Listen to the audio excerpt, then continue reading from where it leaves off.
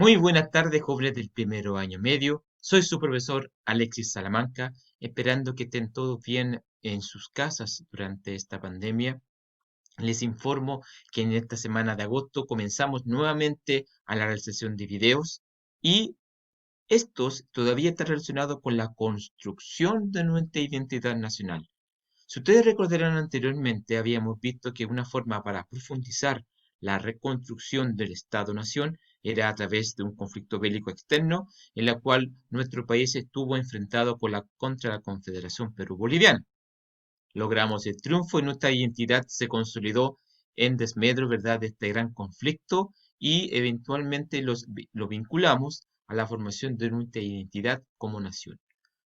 Además, nos dimos cuenta que a través del desarrollo de la economía, también nosotros creamos una identidad económica hacia el exterior, elaborando una forma de crecimiento hacia afuera, provocando que nuestra economía siga su curso como un lugar de exportación de materias primas. En el día de hoy vamos a analizar dos aspectos, precisamente uno de ellos, y en el próximo video vamos a profundizar en otro, que tiene que ver principalmente con la profundización de la idea de nación, pero en el ámbito exclusivamente de los espacios de expresión pública. ¿Ya?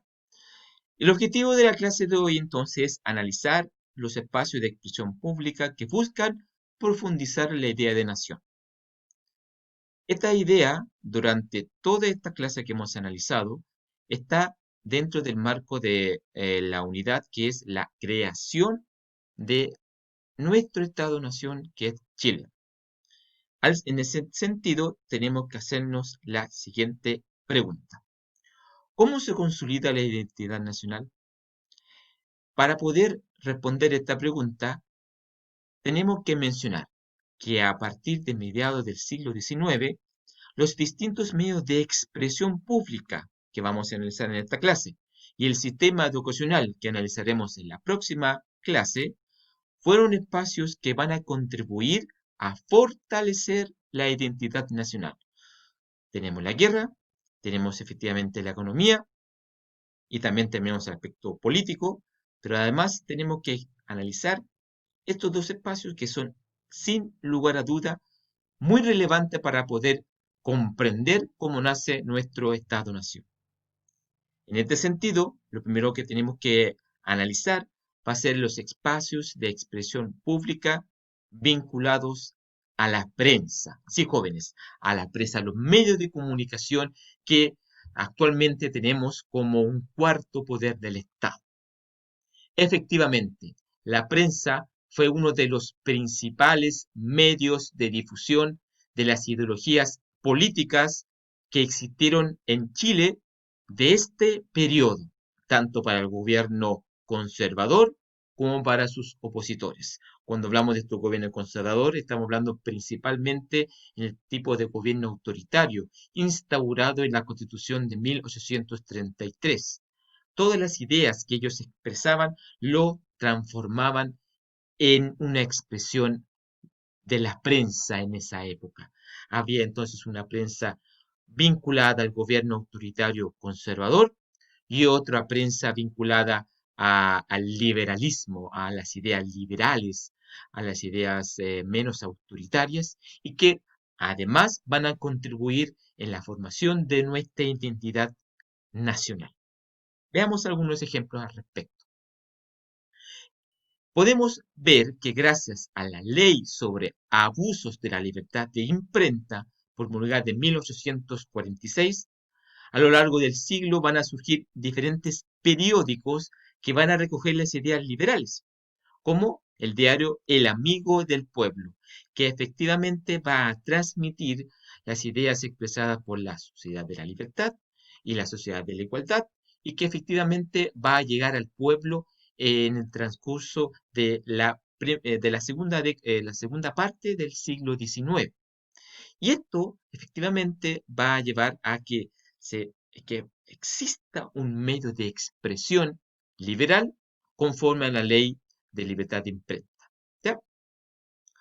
Además, otro ejemplo característico de esta expresión pública vinculada a la prensa, la podemos mencionar con la crítica política en revistas como el Correo Literario de 1848, donde efectivamente va a establecer una crítica bien intelectual, con expresiones a lo mejor que pocos podían comprender de buenas a primera, pero que además le daba un dejo de expresión liberal que era típico de esta época. También fueron las primeras revistas que se expuso eh, las caricaturas políticas para poder, a través de un medio de sarcasmo o de ironía, expresar el pensamiento liberal y obviamente también conservador de esa época. ¿Ya? Además, podemos mencionar que existió también una nueva forma de poder entender la historia, con los espacios de expresión pública en el ámbito de la historiografía.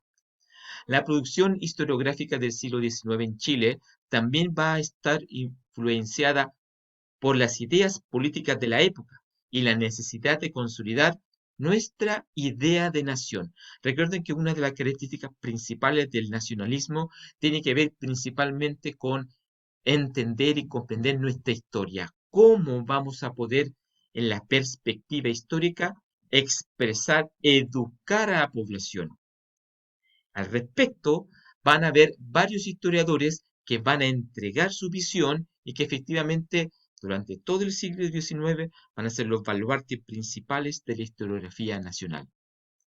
Algunos de los historiadores más destacados de este periodo serían Diego Barros Arana, aquí le expreso yo, que va a elaborar una de las primeras historias de Chile a través de su metodología, que era estudiar los antiguos acontecimientos y expresarlos y escribirlos en varios tomos para que las personas pudiesen saber, todos los ciudadanos pudiesen saber efectivamente nuestra historia nacional hasta ese momento.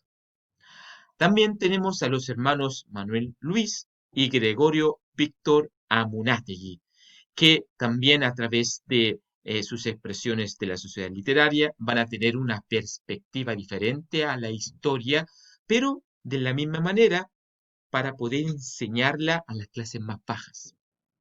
Y por último, tenemos a el intendente de Santiago, Benjamín Vicuña Maquena, que además de poder expresar el sentimiento más bien de la oligarquía, de la clase alta acerca de la historia, también va a realizar una modernización de nuestra ciudad de Santiago a través del embellecimiento del Cerro Santa Lucía, entre otras cosas más. Pero además también se conoce como un historiador que va a dar, va a entender que la historia del pueblo debe ser contada para que ésta no sea ignorada y además también se pueda analizarle desde un punto de vista político. Además, existe una expresión pública principalmente en la literatura, sí jóvenes, en los textos, como figuras como Francisco Bilbao, Manuel Antonio Mata, Aníbal Pinto y Salvador Sanfuentes, que van a formar lo que se conoce como la generación de 1842, que es considerado por muchos escritores como la fundadora de la literatura chilena nacional. Este grupo se va a caracterizar por fomentar la creación nacional, influenciada principalmente por los movimientos del romanticismo y el realismo. Si ustedes recordarán cuando analizamos estos movimientos, la idea es expresar lo que ocurre en ese momento, entregando una visión real de la vida, que buscaba, además, resaltar un sentimiento nacionalista y el culto a lo popular, respectivamente. A ver el mundo urbano, ver el mundo rural y expresarlo a través de la literatura. Ese Martín Rivas, ese personaje que va y que vive en esa época, se va a expresar en esta nueva literatura de la generación de 1848 y que tenemos un poco acá. Acá tenemos a Manuel Antonio Mata, tenemos a Salvador Sanfuentes, a Eusebio Lillo, sí jóvenes, el que va a crear la canción nacional, nuestro himno patrio, para poder reconocerlo como tal, reconocerlos como chilenos. ¿Y qué mejor que José Bolillo para realizarlo? Francisco Bilbao y también Santiago Arcos, que sin lugar a duda van a poner un granito de arena en la identidad nacional y que va a consolidar la literatura nacional con esta nueva generación. Otra forma, efectivamente, de poder expresar y poder crear conciencia e identidad nacional tiene que ver con la movilización política. Esta, a partir de 1840, se va a comenzar a reorganizar en una oposición liberal en distintos círculos intelectuales. Recordarán que gracias a la guerra civil de 1829, los liberales habían quedado totalmente desaparecidos del ámbito político. Pero ya a partir de la década de 1840 ellos van a regresar y van a organizarse como una oposición al sistema autoritario y conservador de la época.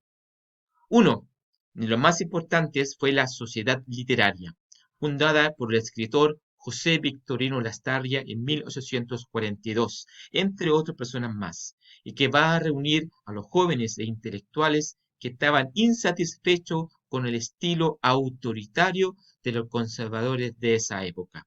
Acá tenemos algunas imágenes de grandes baluartes de esta sociedad literaria. Tenemos a Andrés Bello.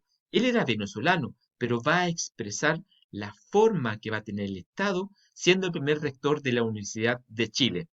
Y aquí tenemos la imagen de José Victorino Lastarria, que sin lugar a duda va a ser el líder de esta nueva forma de oposición liberal que va a entregar a esta sociedad literaria. Efectivamente, más tarde se va a crear la Sociedad de la Igualdad en 1850, que va a incorporar por primera vez a profesionales, a artesanos y a trabajadores de los sectores populares de la sociedad. Muy diferente a la sociedad literaria, en donde quería hacer un gran cambio en el ámbito intelectual.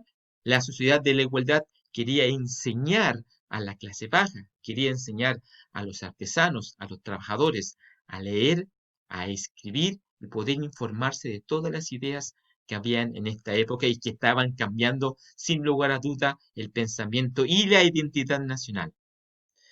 Sí, jóvenes, efectivamente, existió una profundización de la idea de nación y esta se va a dar principalmente por primera vez en los espacios de expresión pública que hemos visto, la prensa, la historia, la literatura y además de una nueva expresión política de oposición que está vinculada a la sociedad a la sociedad literaria y a la sociedad de la igualdad.